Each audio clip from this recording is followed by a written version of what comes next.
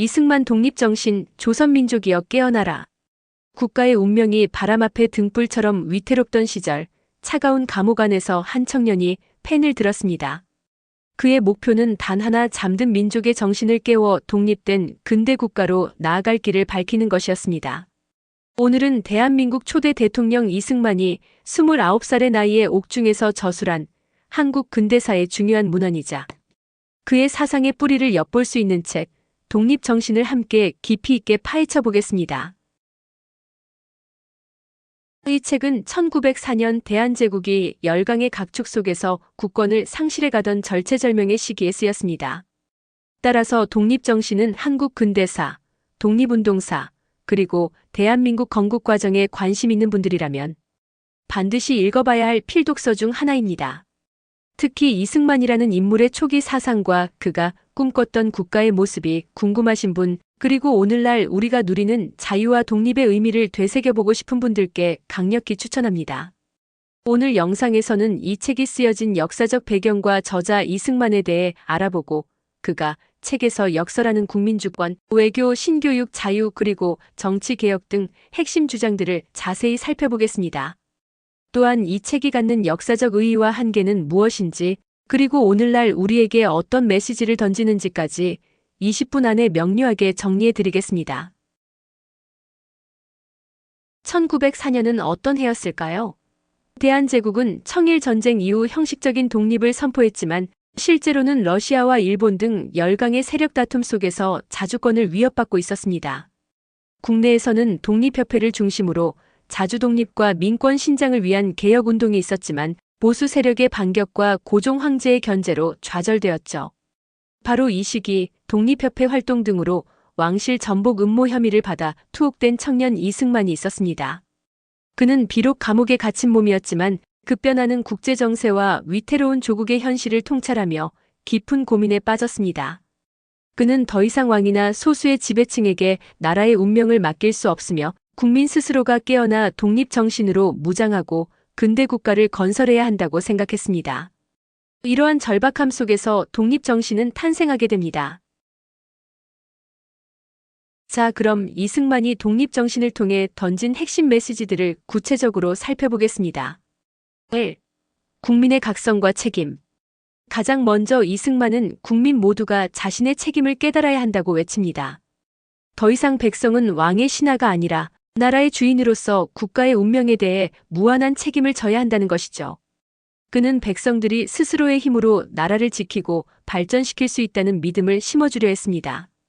이를 위해 낡은 사고방식, 즉 왕에게만 충성하면 된다는 생각을 버리고 국가 공동체 전체를 위한 참된 충성의 의미를 깨달아야 한다고 역설합니다. 2. 세계를 향한 문외교와 통상. 당시 조선 사회에 만연했던 위정척사 사상, 즉 서양 문물을 배척하는 태도를 비판하며 통상과 교류는 이로운 것이라고 단언합니다. 고립은 쇠퇴를 가져올 뿐이며 세계 여러 나라와 적극적으로 교류하고 통상하는 것이 부국 강병의 길이라고 주장합니다. 특히 국제법과 외교의 중요성을 강조하며 미국과 같은 강대국들과 대등한 관계를 맺고 국익을 지켜나가야 한다고 말합니다. 이는 그의 이후 외교 중심 독립운동 노선의 뿌리가 됩니다. 3. 낡은 것을 버리고 새 길로 신교육과 신문물, 신학문을 익혀야 한다는 주장 역시 핵심입니다. 기존의 유교 경전 중심 교육만으로는 급변하는 세계에 적응하고 부강한 나라를 만들 수 없다고 보았습니다. 서양의 과학, 기술, 법률, 정치 등 실용적인 학문을 적극적으로 배우고 받아들여야만 국가 발전의 토대를 마련할 수 있다고 강조합니다. 이는 단순한 지식 습득을 넘어 생각의 틀 자체를 근대적으로 바꾸어야 한다는 외침이었습니다. 4. 나라의 근본 주권과 자유. 이승만은 국가의 주권이 얼마나 소중한지를 누누이 강조합니다. 국기 태극기는 주권의 상징이며 이를 존중하고 지켜야 한다고 말합니다. 더 나아가 개인의 자유를 존중하고 이를 목숨 걸고 지켜야 한다고 역설합니다. 그는 자유로운 개인이 깨어 있어야만 독립적인 국가를 유지할 수 있다고 보았습니다. 물론 그가 말하는 자유는 방종이 아니라 책임과 도덕이 따르는 질서 있는 자유였습니다. 5. 새로운 정신의 토대 기독교. 이승만은 이 모든 개혁의 정신적 기초를 기독교에서 찾습니다. 그는 기독교 정신이 개인의 도덕성 함양, 이타적인 공동체 정신, 그리고 서구 문명의 발전에 기여했다고 보았습니다. 따라서 기독교를 모든 일의 근원으로 삼아 국가를 재건해야 한다고 주장합니다. 이는 독실한 기독교인이었던 그의 신념이 강하게 반영된 부분으로 오늘날 다양한 관점에서 논의될 수 있는 지점입니다. 6. 낡은 틀을 깨다 정치개혁. 비록 직접적으로 공화정을 주장하지는 않지만 책 전반에 걸쳐 전제 군주정에 대한 비판과 함께 헌법에 기반한 정치헌법 정치, 국민의 권리가 보장되는 정치의 필요성을 역설합니다. 미국의 독립 과정과 정치 제도를 소개하며 국민의 동의와 참여에 기반한 정치 시스템으로 나아가야 함을 강력하게 시사합니다. 이는 당시로서는 매우 혁신적인 주장이었습니다. 독립정신은 위기에 처한 나라를 구하려는 청년의 절박함과 뜨거운 열정이 느껴지는 힘있고 설득력 있는 문체로 쓰였습니다.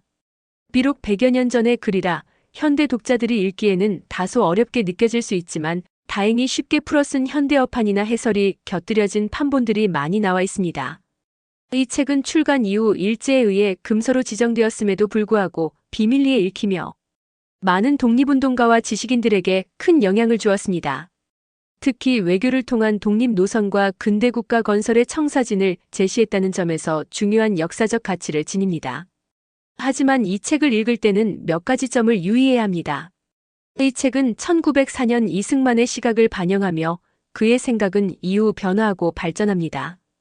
또한 그의 강한 친미적 시각이나 기독교 중심적 사고는 당시의 시대적, 개인적 배경 속에서 이해할 필요가 있으며 비판적으로 검토될 여지도 있습니다. 이 책 하나만으로 이승만이라는 인물 전체를 평가할 수는 없다는 점을 기억해야 합니다. 이승만의 독립정신은 암울했던 시대, 절망적인 상황 속에서도 미래를 향한 희망과 비전을 제시하려 했던 한 청년 지식인의 치열한 고민의 산물입니다. 국민 스스로 주인이 되어 세계와 교류하고 새로운 지식으로 무장하며 자유와 주권을 소중히 여기는 독립국가를 만들자는 그의 외침은 100년이 지난 오늘날에도 여전히 우리에게 생각할 거리를 던져줍니다.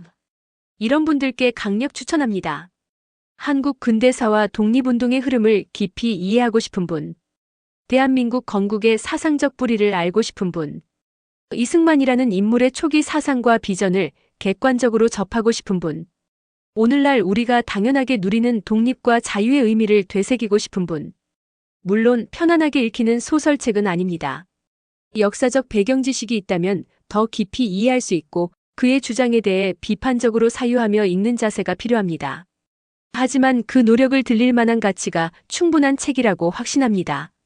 지금까지 이승만의 독립정신을 함께 살펴보았습니다. 격동의 시대를 살았던 한 인물의 고민과 비전을 통해 오늘날 우리의 현실을 돌아보는 계기가 되셨기를 바랍니다. 다음에도 깊이 있는 책 이야기로 찾아뵙겠습니다. 시청해주셔서 감사합니다.